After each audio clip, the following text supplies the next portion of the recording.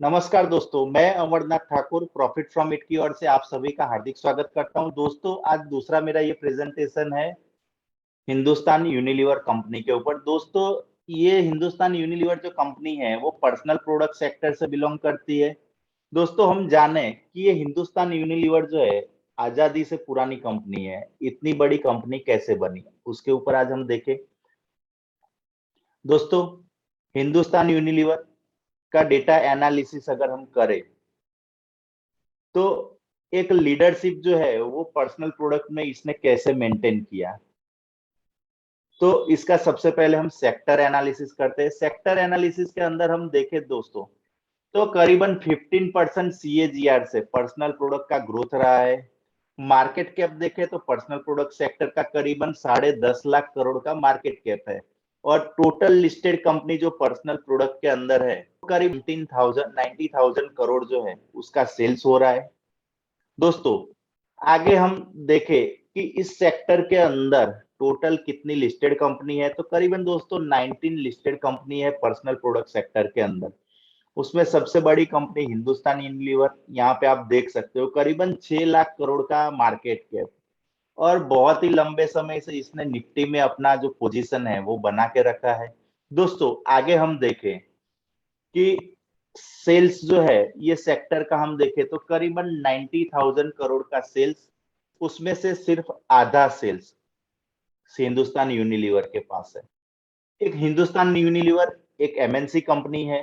Hindustan Unilever का profit अगर हम देखें तो करीबन 15,000 करोड़ का प्रॉफिट टोटल ये सेक्टर पर्सनल प्रोडक्ट का है, उसका है। उसमें से भी आधा 50% से ऊपर जो है वो प्रॉफिट हिंदुस्तान यूनिलीवर अपना ले जाती है।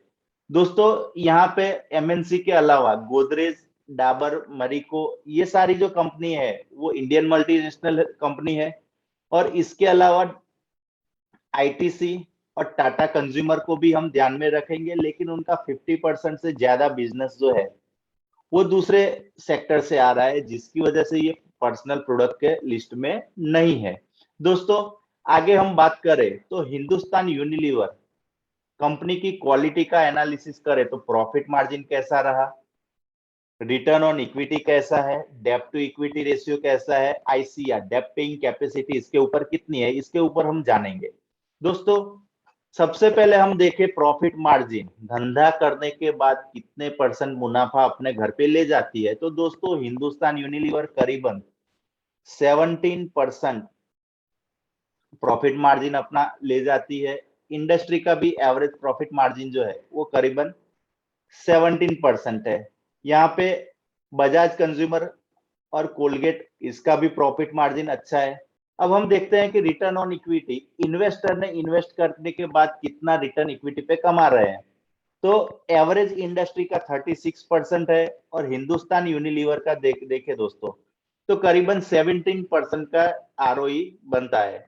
दोस्तों, आगे हम देखें तो आईसीआर, हर एक कंपनी के अंदर आईसीआर को चेक करना बहुत ही जरूरी रहता है, क्योंकि कंपनी के पास डेप्ट पे करने के लिए कितना पैसा है वो भी जानना जरूरी है। तो हिंदुस्तान यूनिलीवर का अगर हम आईसीआर देखें तो करीबन इस कंपनी के पास 91 टाइम पैसा डेप्ट पे करने के लिए। तो दोस्तों, यहीं से हमें पता चल जाता है कि कंपनी ऑलमोस्ट डेप्ट फ्री होगी।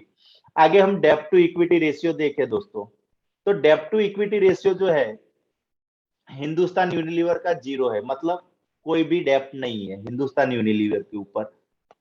आगे हम दोस्तों इसका ग्रोथ का एनालिसिस करें, इतनी बड़ी कंपनी कैसे बनी, आजादी के समय से ये कंपनी है। तो दोस्तों, इसके लिए ग्रोथ के लिए हमें क्या जानना पड़ेगा, सेल्स, प्रॉफिट, रिजर्व और नेट प्रॉफिट मार्जिन।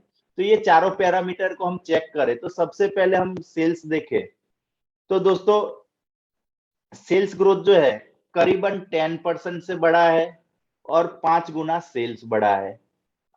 दोस्तों, यहाँ पे मैं आपको इन्फॉर्म करना चाहूंगा कि 2008 का फाइनेंशियल ईयर डेटा 15 मंथ का है, इसकी वजह से यहाँ पे लिया नहीं गया है।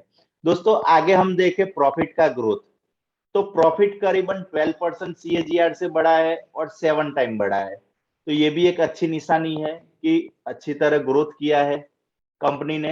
अब रिजर्व जो है वो कंपनी का 10% CAGR से बढ़ा है और 25 टाइम बढ़ा है। दोस्तों मैं आपको इन्फॉर्म करना चाहूंगा कि 2021 का जो है रिजर्व ये अचानक से इतना बड़ा क्यों हो गया। तो हिंदुस्तान यूनिलीवर ने एक कंपनी जो है उसको एक्वायर किया, इसकी वजह से जो है ये कंपनी का रिजर्व इतना बढ़ गया है।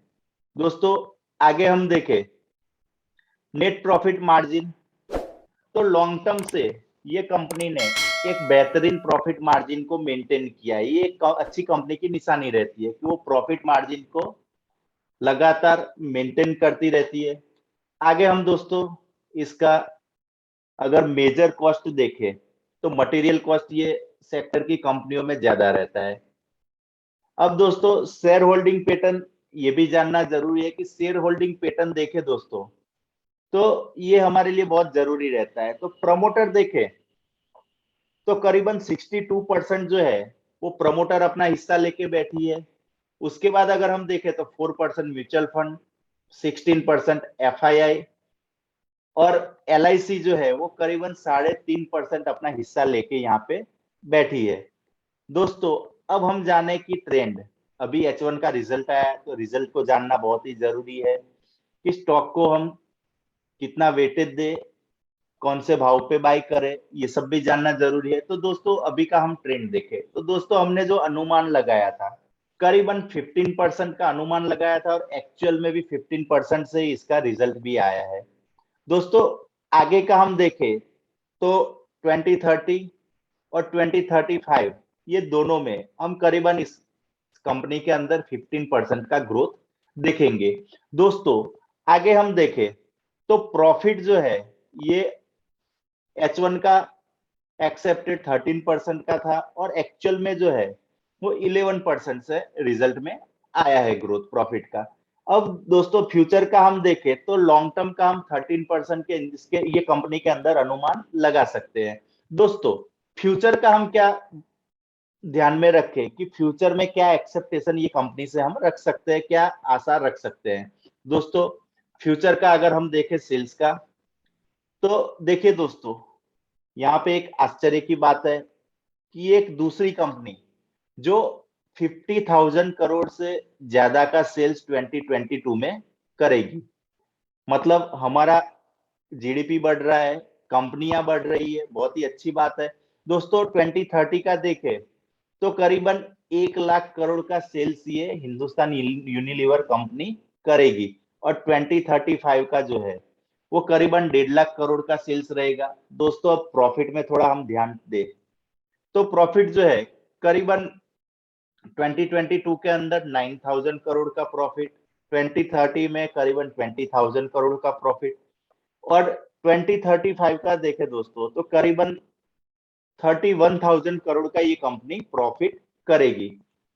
दोस्तों अब हम देखें कि इसका फेयर वैल्यू क्या हो सकता है तो 2022 में करीबन 1700 के नियर आए ये शेयर, तो इसको हम बाई कर सकते हैं। 2030 में करीबन 4,000 रुपये इसका फेयर वैल्यू रहेगा, 2035 में करीबन 6,500 ये कंपनी के शेयर का फेयर वैल्यू रहेगा। दोस्तों ये जरूरी नहीं कि हर बार हमें हर साल ये मौका मिलेगा इंट्रिंसिक वैल्यू पे शेयर का, लेकिन इसका हमने कुछ बाइंग रेंज भी रखा है।